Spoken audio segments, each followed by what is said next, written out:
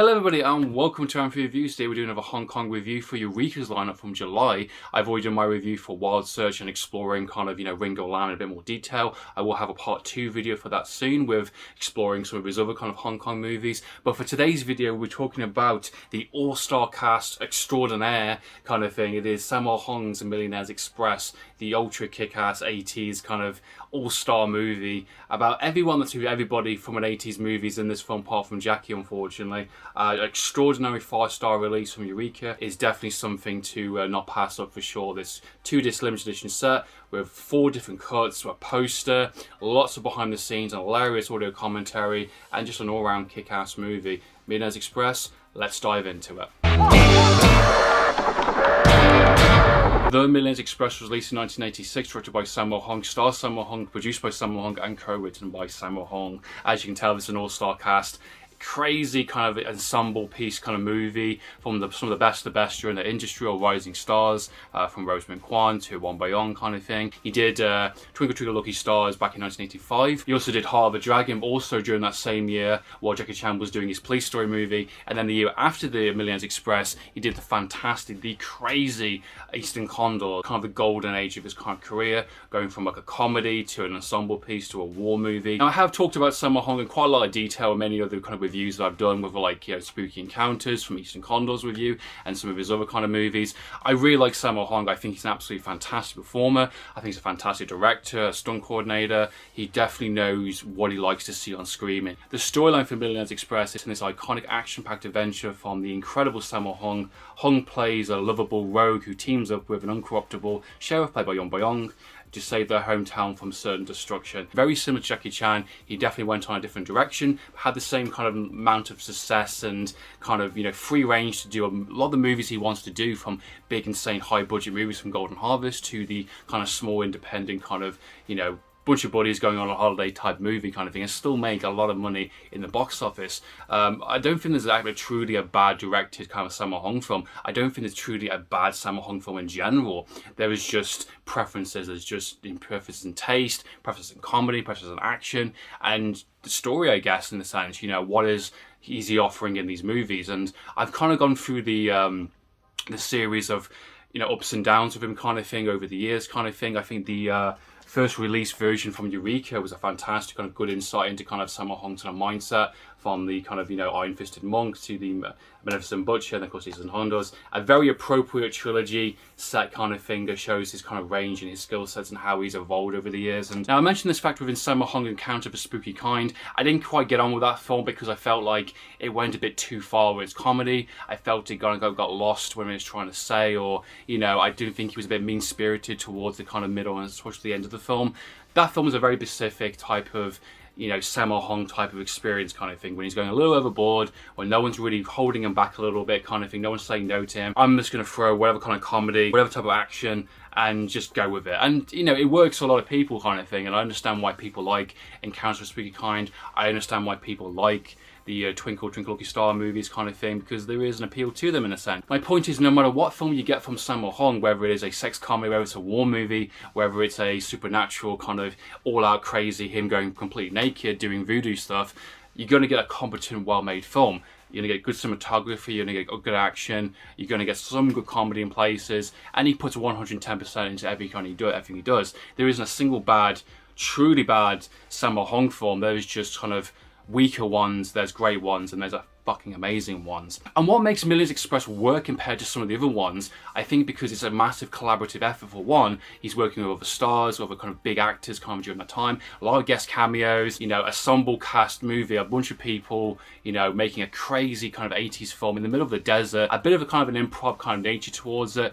This feels like a bunch of people coming together, let's just make a fun film for 4 months in a couple of different locations. And I think the film works because everybody gets a moment to shine. I think the setups for some of the jokes are absolutely hilarious. I think the dialogue for some of the jokes are absolutely brilliant as well. I really love the characterizations, the back and forth, the dialogues, the wimps, the kind of like, you know, the hand gestures kind of thing, I think are really funny. The film has quite an underlying kind of heart to it as well, with Sammo Hung's character and his girlfriend. He's kind of wants to make right, he wants to kind of do the right thing for her and give her a better life. I love the comedy between Won Boyoung and the kind of Rosemary and Kwan, and she's just constantly always after him.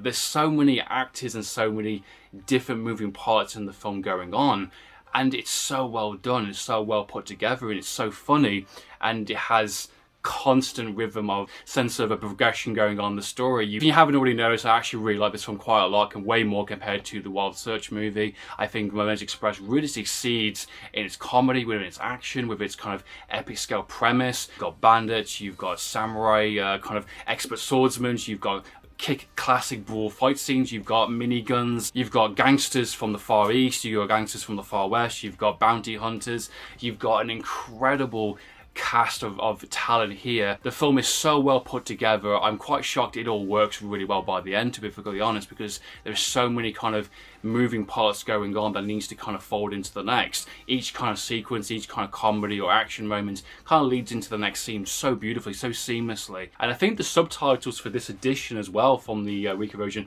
is so much better and so much more crisper and cleaner than the kind of Hong Kong Legends DVD version, which I originally did watch last year. I definitely had a much more better time experiencing on Blu-ray from the 4K scan in terms of picture quality, and definitely in terms of subtitles and translation, far more than the kind of the old DVD version, which I think definitely can help a film drastically in terms of a comedy or an action or kind of a set piece they want to do. And this film definitely is very word heavy play, and definitely is a lot of setup. So if you're not following, or if a word has been mistranslated or something hasn't come quite through in terms of the subtitles, you can miss a joke. His kick-ass one-on-one fight scenes with Cynthia Rothrock is fantastic. I love the kind of the fight scene with Won Boyoung. Those two can really go at it. When they do that fight scene when they come back to blow up the train, those two just don't hold back. You can tell for absolutely sure. And Won Boyoung is absolutely hilarious also in the film, playing the straight kind of serious kind of character, the uncorruptible kind of firefighter during the start of the film, then gets kind of promoted to kind of deputy,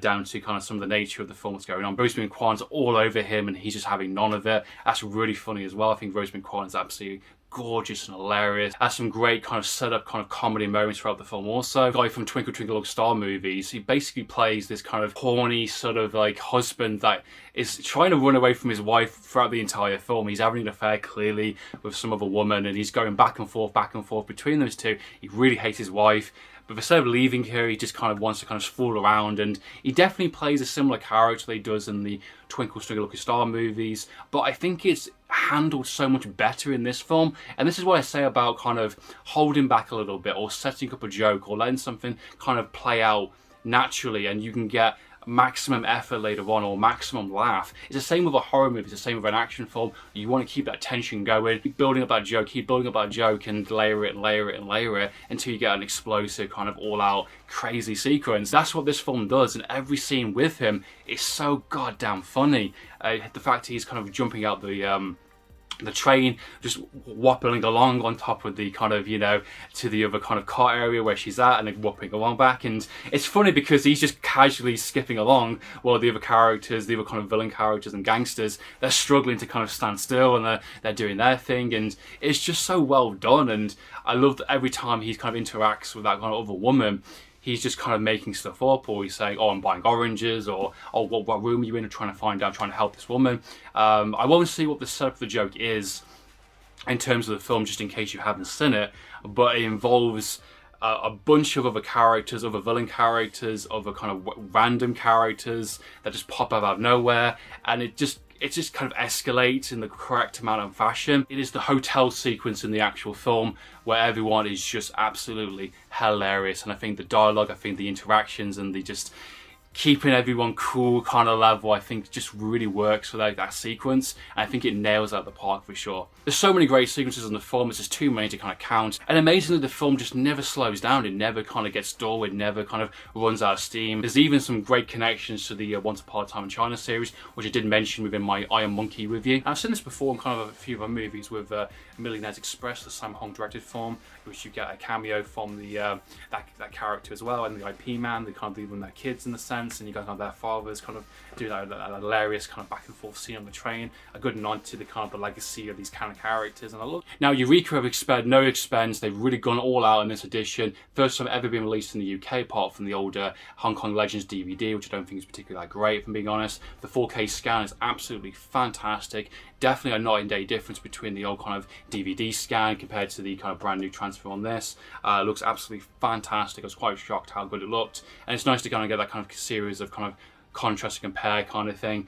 This is a very much a 5-star kind of treatment from EUREKA. I'll show the kind of custom artwork there. I love the kind of slipcase, and you kind of get the back artwork there.